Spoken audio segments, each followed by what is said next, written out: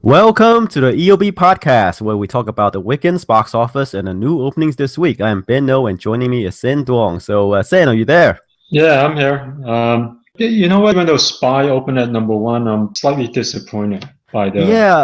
It's kind of a soft weekend. I mean, we thought it would be stronger given what's out there. Wait, what were our predictions? Let's see, like for Spy, we had it around 35 to 40, and we even thought that it might make higher if it was Wait, like the only movie in town or something like that. But even that, it's kind of like way low yeah, for something for movie broad comedy actually. Even though I think it's rated R, right?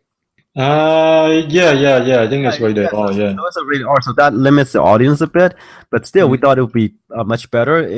Performing in the 35 to 40 range. Okay, and Yeah, and it came down even lower than that.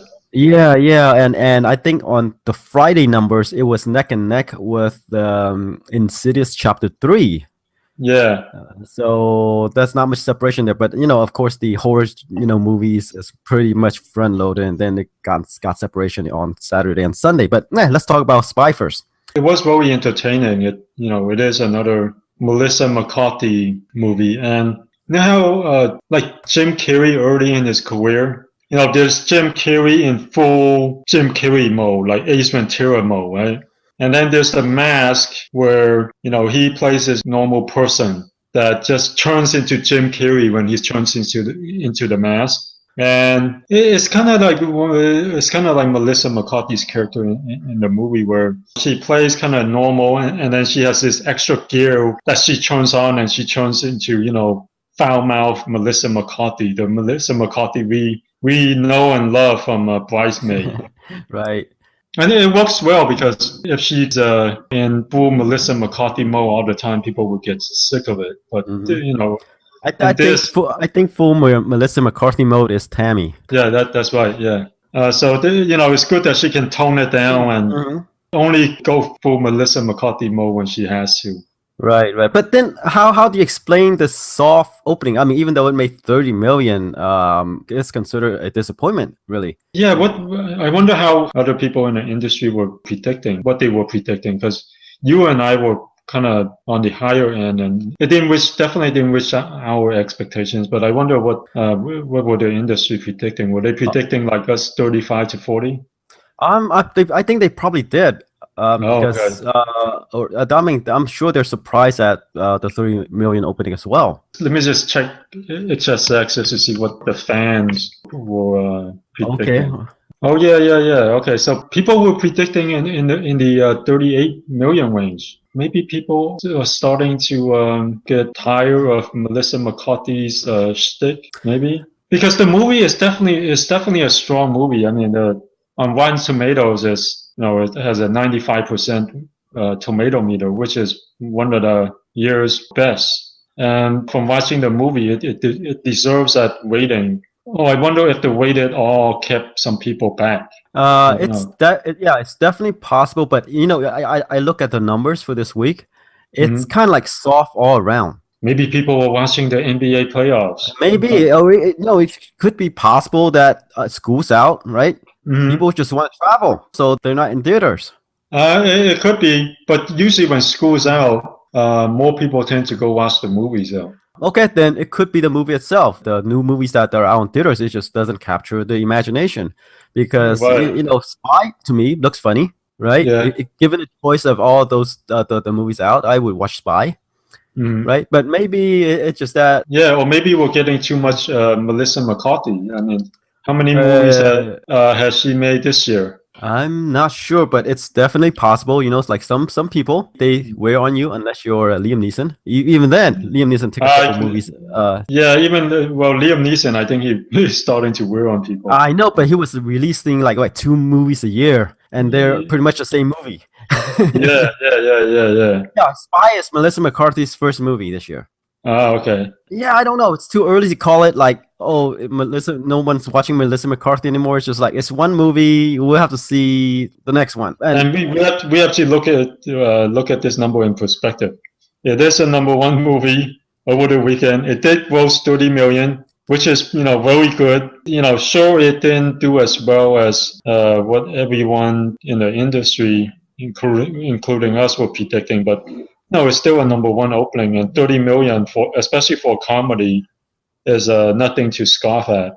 Yeah, but this movie probably costs around what, in the 50 to 60 million range. I read 65 million. Yeah, around that. So and 30 million opening is pretty good. With great reviews, it'll probably end up making at least more than 65 million. It's not like it's Paul Blart, Mall Cop 2. Where the critics completely destroyed it and the cinema score rating is bad. This one actually has good reviews and good word of mouth, so it'll probably have some legs in the next couple of weeks. And in the next couple of weeks, there doesn't seem to be a lot of comedies and a lot of comedies being released. Yeah, exactly as you say. 30 million is pretty good relative to its budget, but it's just that disappointing given the track record of the people involved. That's all. That's what we're saying. Yeah. Right. #1 movie, 30 million is great given its budget, right? Right. We'll just have to see how well it holds up in the following weeks. If it holds up better than your average comedy, then hey, it might end up doing just as well as Melissa McCarthy's previous hits, or if not more. And then we'll be like, hey, right. It looks like people can still use more Melissa McCarthy movies. Right. Like even Tammy made 85 million. Yeah. And it's like one of the worst review movies ever, right? Yeah. So it still have ways to go, and that Tammy had a 22 million opening. Yeah, something like that. Yeah. So 3 million. So it's gonna probably make what, 85 and above. Yeah. Even Tammy had a multiple of like about 4 times its opening. Right. And if this has that, it'll make like 120, which would be one of Melissa McCarthy's higher grossing films. So not bad. So we'll see what happens in the coming weeks before we write it off as a disappointment. No, it's going to make money. It's going to be a success. But like I say, it's disappointing given the expectation. Should we move on to #2? Okay, let's go. Moving on to #2 is San Andreas, made 26.4 million. Over the weekend, as a nearly 52% drop from its previous week, and it has made 92 million domestic. Wait, 92 or 90? Whoa, the box office Mojo site just updated the figures. It updated. Oh no, let me refresh. Okay. Yeah, refresh. Yeah. Let me refresh. Hold on. Is it refreshing? My thing is slow. Oh come on, don't die on me. Technical difficulties. Okay, how about you bring us in? Because I went until I updated. Okay, let's go with #2 again. Okay, 25.8 million, about a 53% drop off for a total of 98.5 million after 2 weeks. The 53% drop off is actually not bad, especially for an action movie, and especially since it opened so well on opening weekend. So San Andreas looks like it'll probably end up being one of The Rock's best, if not the best, solo effort. It is, because like it has around 60, what was it, 50 some million, or is this 52 million opening? 53 million? Yeah, 53 million opening. Yeah, his biggest opening solo effort ever. And okay, I just lost my chart right now. It's serving me a blank page right now, so I have to wing it. Same here. I shouldn't have clicked on the refresh. I know. What are they doing? They know that we're doing the podcast right now, and this is what they're doing. Okay, they're sabotaging us. Yeah. Okay. So I'm turning to IMDb's chart. San Andreas, about 25.8 million, right? 98 million gross so far in 2 weeks, and yeah, like you say, this movie kind of cemented of The Rock's star power, right? I mean, before he has to play second fiddle to some other stars. Right now, he can proves that he can open a movie by himself. Even though it is an effect-heavy movie. It definitely pushed him to the next level, because before, since the Scorpion King, his films were opening less and less, and his films tend to do in the 50 to 60 million range. So now he actually has except for his foray into comedy and family action adventure movies. So it looks like now he's definitely in the A-list, right? Action stars. Yeah, I mean his earlier movies follows the trend of wrestler to movie stars. It's kind of like, oh, you open a couple movies that might open at best like in the 50 million range. I mean, not me, that gross 50 million best at best, and it's the 50 million range, right? And then they go straight to video. Yeah. For a while, it looks like his career is starting to go the direct to video route, but then he started tagging along with with other bigger action franchises and kind of build himself up. And the family films that he made, like the Mysterious Island films, have done really well. And I guess all of that kind of helped build up his status and appeal. But like you say, he's not there as an actor, right? When he's trying to hit those emotional notes in the movie San Andreas. It's not more quite like, there yet. Yeah, not quite there. More laugh-worthy. Yeah, you can feel him trying. You can see him trying, and he's almost hit it, but just couldn't quite hit it. Right. Okay, but hey, he's getting there. Yeah. Okay, how about we move on to number 3 on the list? It's Insidious Chapter 3. Made 22.7 million over the weekend. What was my number and what was yours? You were saying 20 to 25, and I think that's where I put it as well.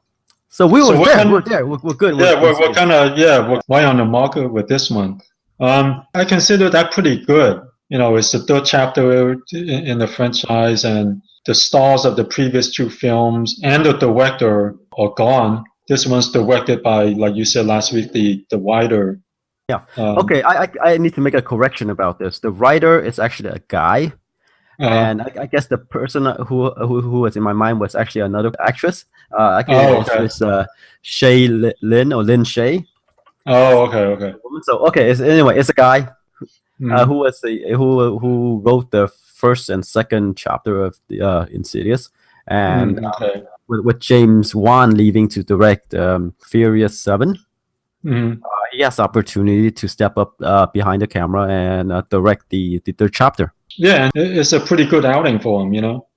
23 million, not bad, especially if for a film where you don't have the star of the previous films and the director, so not bad. Yeah, and let's see. For the cinema score, it's like B-, typical. It has the same cinema score as Spy. Spy actually has a cinema score of B-. B+. Oh, B+. Okay. Oh, I misspoke. And and B- is actually surprisingly good. Especially for horror films, because it's a B+, not B+ is very good for a horror film. Horror films tend to be in the C to D range. Right. And on Rotten Tomatoes, it has a 61%, and normally horror films are in the 40s and lower. This is actually surprisingly good. I mean, the first 2 Insidious films were pretty well reviewed, but with the 3rd film to be able to be still fresh, get a fresh rating on Rotten Tomatoes, that's pretty good, especially for a film in the horror genre. In any case, right, I count this as a success because, hey, new director, right? Franchise that is really in its last grasp, right? They pretty much did the prequel to the previous Insidious movies, and it did well. Like you say, especially without the previous actors in the movie. So right. All right, let's move on to number 4, Entourage. The movie opened on Wednesday. And it made 10 million over the weekend, and it has the 5-day gross of 17.6 million. Yeah, that's actually a little bit. What were we predicting? I was pretty bullish on the movie. I thought it would make 30 to 35. You were closer. You were going to 15 to 20. It still came lower than I expected, I guess. Yeah, but this number led me to believe that the TV show wasn't that great in the first place, and that it doesn't have the same following as something other previous HBO shows like Sex and the City. It's not even in the same ballpark. I guess it's hard to say when you have HBO shows, and I mean I hear people talking about it all the time, and it definitely has a brand, but I guess it has more of a cult following than a wide appeal, than a mass appeal like Sex and the City. It has more of a cult appeal where there's just a small group of people who actually likes it and likes talking about it and follows it religiously. Right. Yeah, I'm quite surprised at its Wednesday opening. Say It's kind of low to me, even though I predict it to be higher. And if it holds, and people were saying, oh, they can probably make in the low teens over the 3-day weekend. I say, what for Entourage? And say, no way. But Yeah. then, yeah, it's actually made lower. It made about 10 million in Friday, Saturday, and Sunday. So which suggests to me, hey, this show doesn't really have that big of a following, even though it was like on HBO. It's supposedly a popular show. They've been trying to get the movie made for a number of years. The show ended 4 years ago. Oh, really? Yeah. I wonder if that has anything to do with it. I wonder if they had made it a lot sooner, maybe at most a year or two after the series ended, if it would have done better. I remember like Rush Hour 3, it didn't do nearly as well as the second one, but there was like a 10-year gap, and then it makes you wonder, had they made a film sooner, would the film have done better? And with Entourage, I wonder if that's the same thing. If they had made this like a year after the show ended, it might have done a lot better. Yeah, it's possible, but this big of a drop. Yeah, the fan base is probably not that huge to begin with. Yeah, but I have to mention the cinema score for Entourage is a A-. The fans liked it. The fans like it, but conversely, its tomato meter is 30%.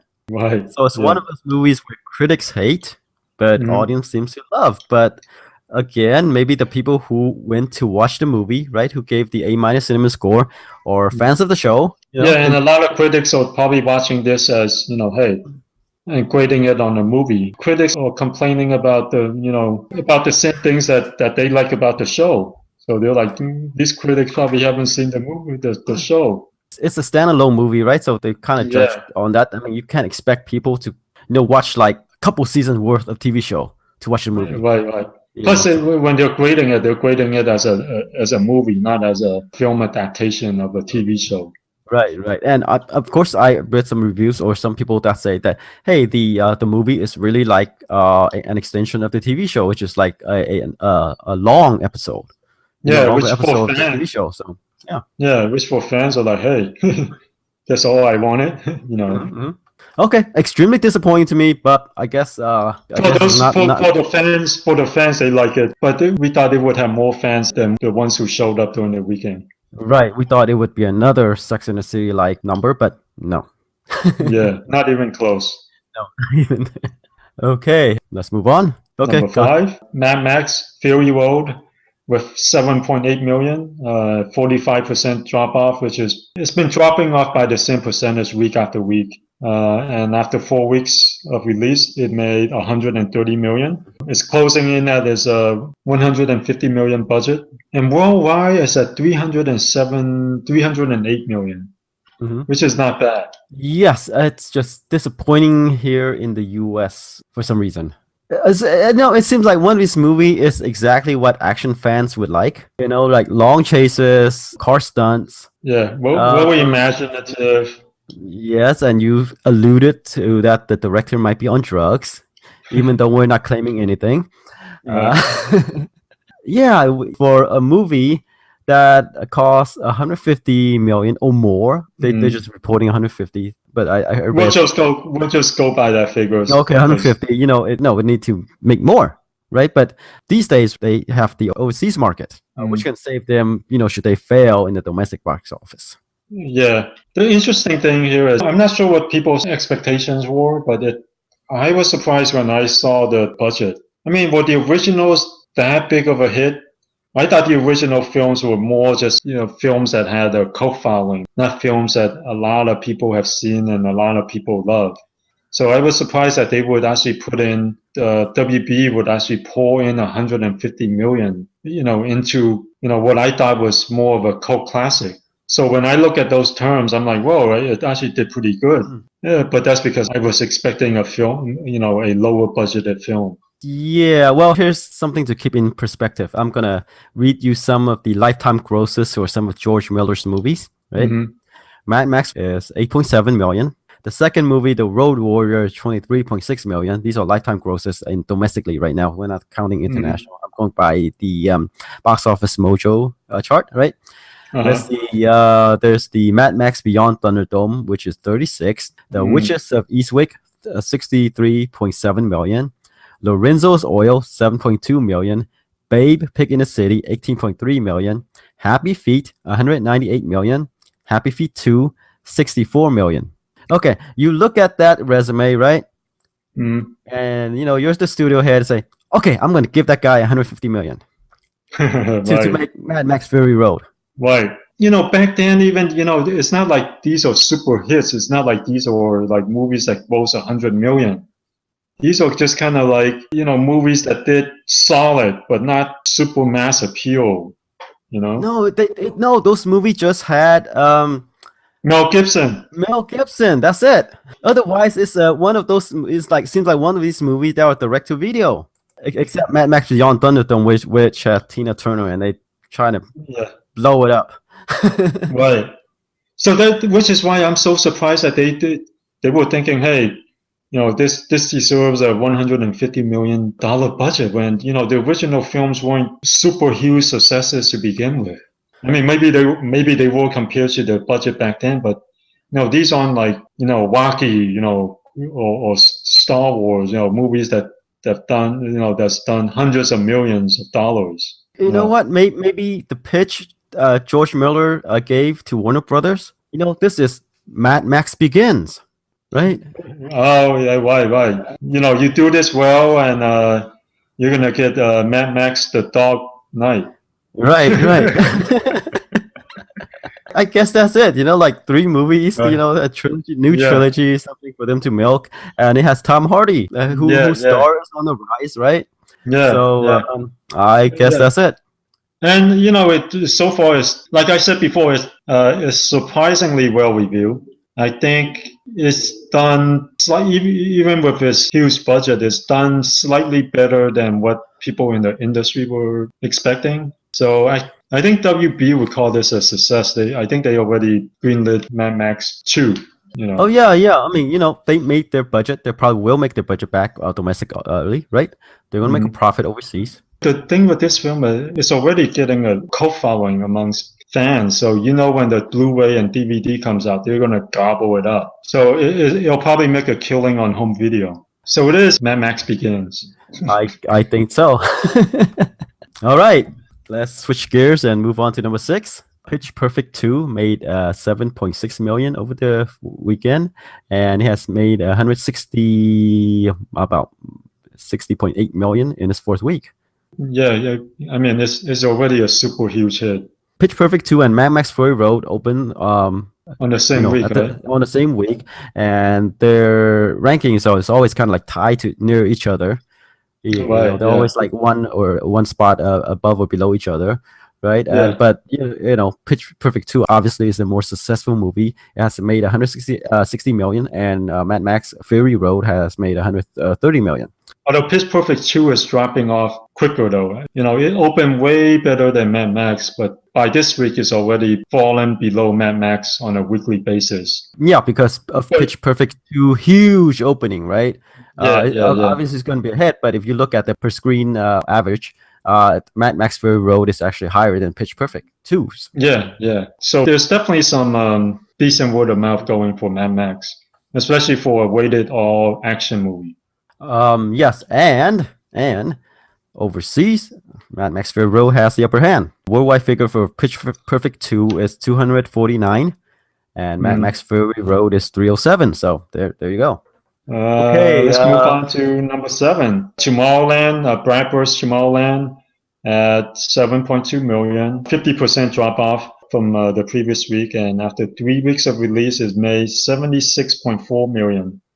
At a budget of 190 million. So this movie is going to lose a lot of money for Disney. It's too bad for Brad Bird, who's been pretty successful, but now he has an official dud. You win some and then you lose some. Yeah, this movie is kind of odd to me. They're trying to sell this movie on Brad Bird and George Clooney for a movie that costs 190 million.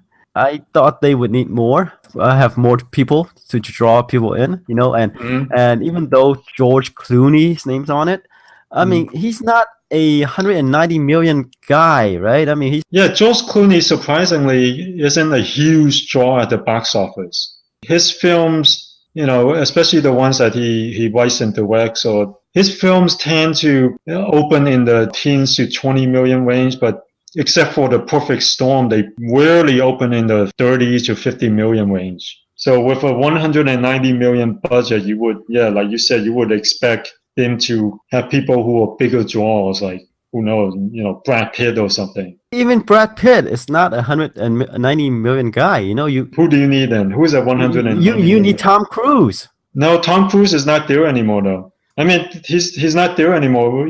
With the last Mission Impossible, he did get there with the last Mission Impossible, but with the other films, he's kind of more in the 20 to 30 million range. He's no longer in the 40 to 50 million range anymore. Well, anyway, you need an equivalent of Tom Cruise when he was at like the peak of his game. I don't know who that guy is now. Yeah, you need Will Smith during his sci-fi adventure days. Yeah, or something. Maybe you need an ensemble. You need Vin Diesel. Paul Walker, bring him back from the dead. You need whoever, right? You need an ensemble. For a movie that costs this much. 190 million.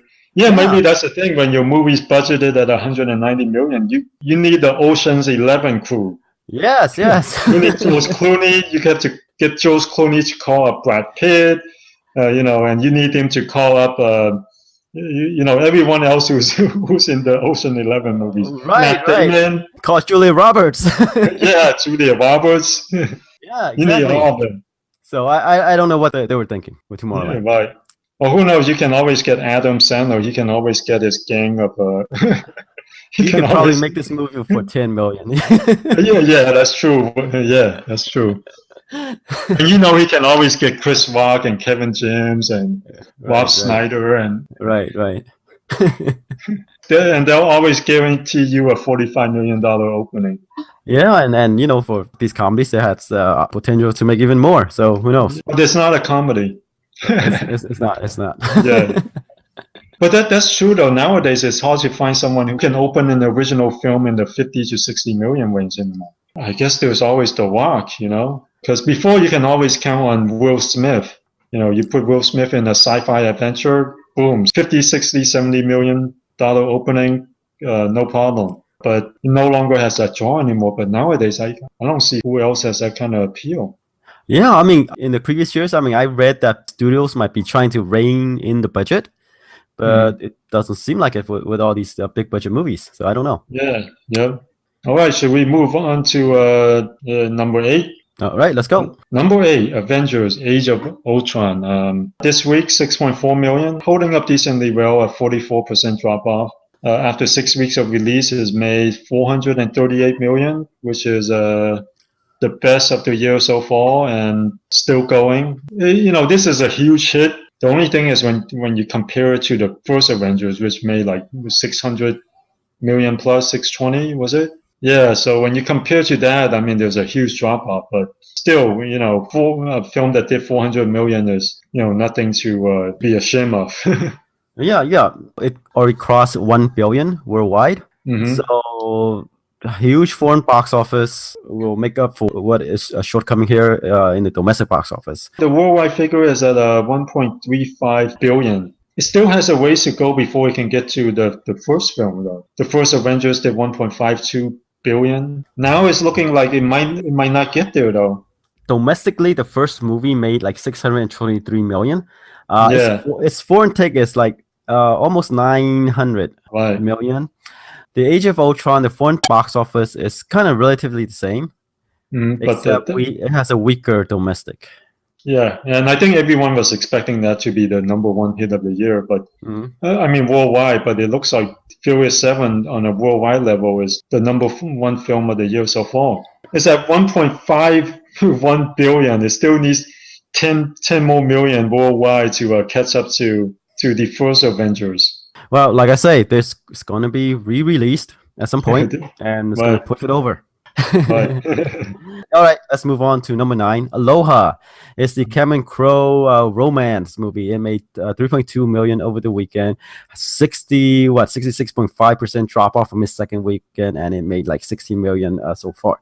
There's no other way to say it other than it's a major thud, getting poor reviews and poor word of mouth. 67% drop off from the second weekend is kind of the same drop off that you usually see in horror films. in sci-fi film, like romantic comedies, unless they're really, really, really bad. And this one looks like it's really, really bad.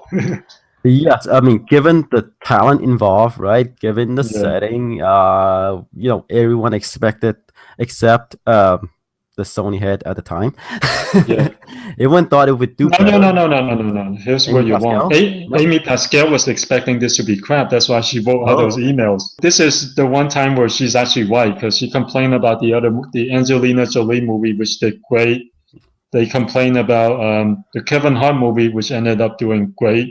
But Amy Pascal was just constantly on this movie, like, hey, the script sucks, this sucks, that sucks. You guys got to change this, got to change that, and the movie really sucks. for once she's right. Yeah.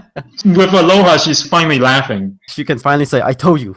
Yeah. I was wrong. This one I got right. I told you. I told you. Yeah, I told you so. Yes. So this one actually has a legitimate reason because she was like, the script is awful, and the script's ridiculous, and she was like, I'll never greenlight a film with a ridiculous script again. All right. So anyway, it's a dud. I don't know how much money it costs to make.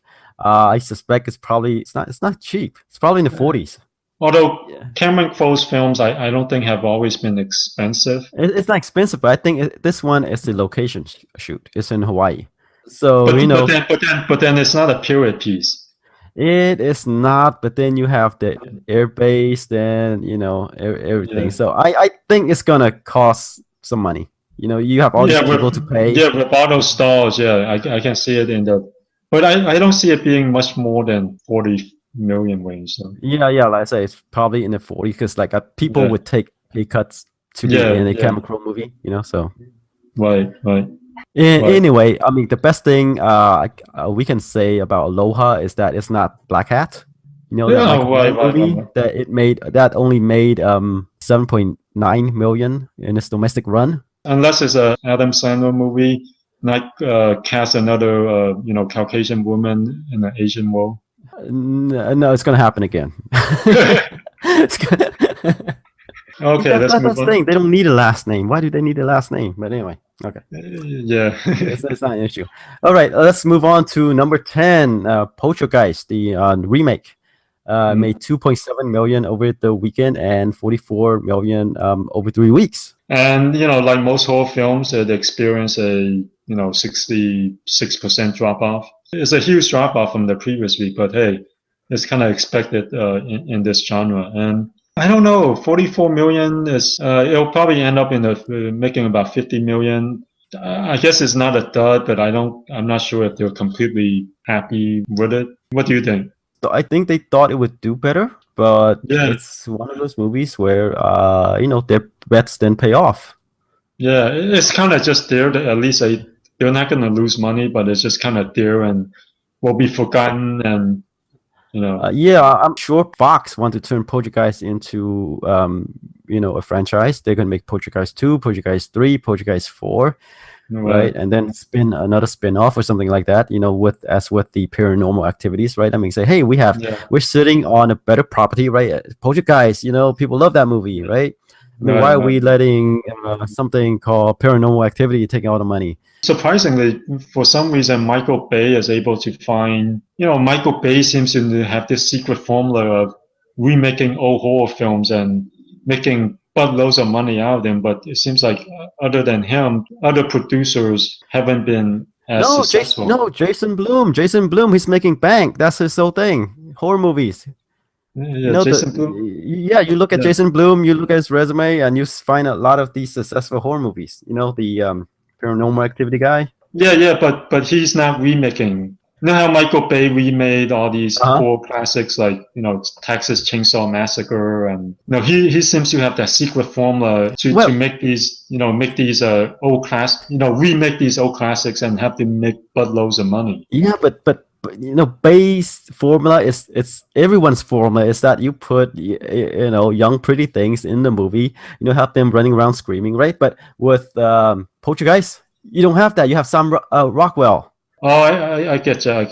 You know what I mean? I got you. He didn't follow the formula. Poltergeist didn't follow the formula. Yeah, you need the cast from San Andreas, except instead of making an awkward movie, you put them in a a horror movie. Right.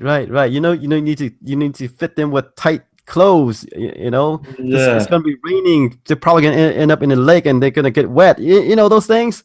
And you kind of have and it's like an earthquake movie except there's no earthquake. Right. Okay.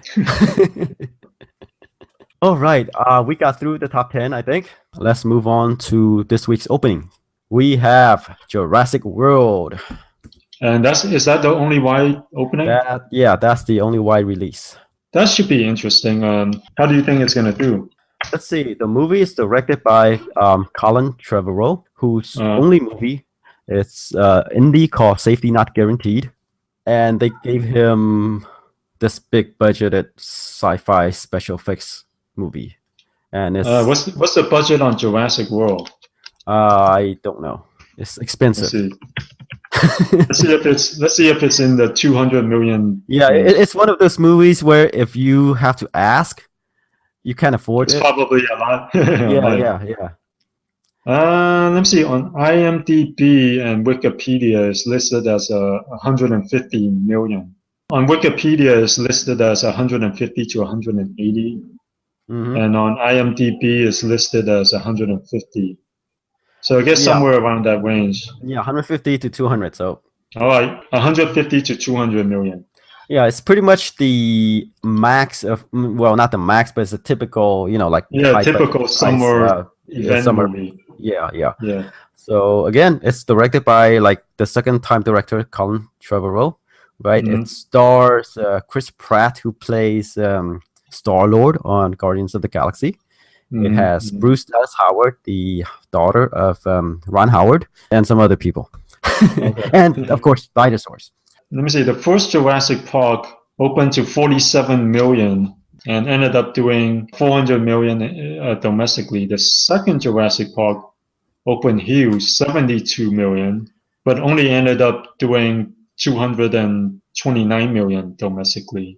And then the third Jurassic Park opened to 51 million and ended up with 181 million. With this one, I wonder how it's going to do, because Chris Pratt is white hot right now because of Guardians of the Galaxy, and I guess it'll be a measure of how he's able to transfer his recent success from Guardian of the Galaxy to a new franchise. Oh, well, actually, I had to make a quick correction with Jurassic Park.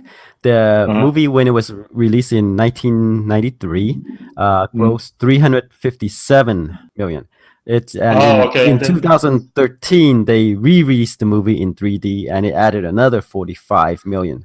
So that's why you're seeing the 402 million figure. Okay, I see. Gotcha. So what do you think? The first film opened to 47 million, second film opened to 72 million, and the third film opened to 51 million. Let's see. Hey, it's the summer. Instead of taking your kids to a theme park, you take them to a movie about a theme park. And it's the only new release this week, and given the soft box office, school's out. Hey, I'm gonna go to 45 to 50. All right, so that's when I'm gonna have Jurassic World opening. I don't know. I think with a budget in the 150 to 200 million range, I think it's gonna have to do better than 50 million. Yeah, well, it's not what you think they want to open at; it's what you think will open. Yeah. And sure, it seems like the draw to the film is that, hey, we got Chris Pratt from Guardians of the Galaxy, and we have a new genetically engineered dinosaur. And that seems like the only draw to the film. And you're right, though. I'm not expecting huge numbers, but I'm kind of thinking 50, 55 million. Even then, I'm not sure if they're going to be able to make back their budget with a $55 million opening. Here's the thing, I watched the promos, right? The trailers.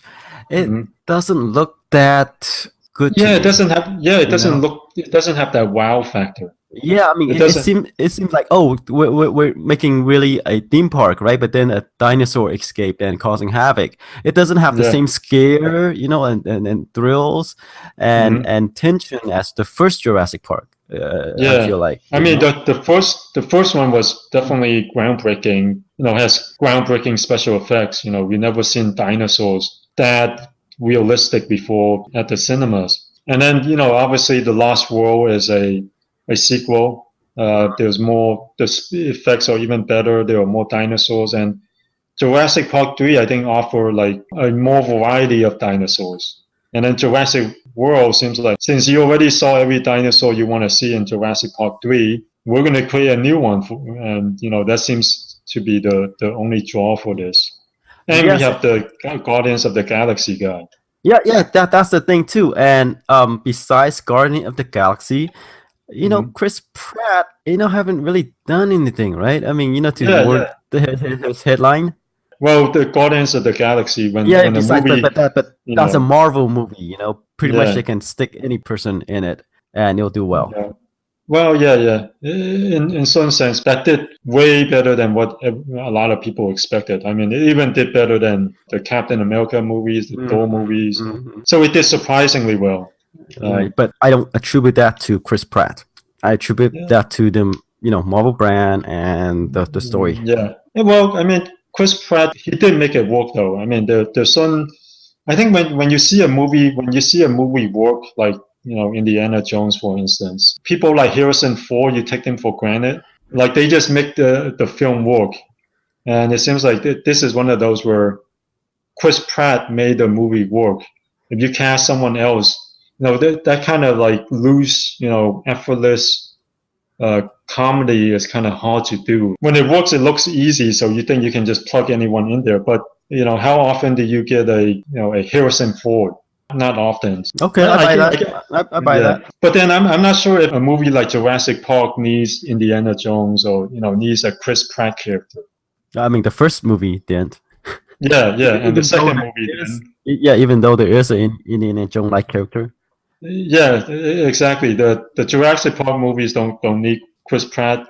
It can only help, but at the same time, like you said, the only draw to this one is some genetically engineered dinosaur, and the trailer doesn't really wow me either. But yet we're still going with like a $50 to $55 million. Well, mainly it's because they kind of overwhelm you, saying that's all we have. Right? Yeah, that's all we have to say. Or you don't, right? Because you rather want to watch Entourage, Spy, Insidious, or Jurassic World, take your pick. Right. But yeah, are there any reviews on RT yet? No, huh? Not yet. So which means they either know what they got.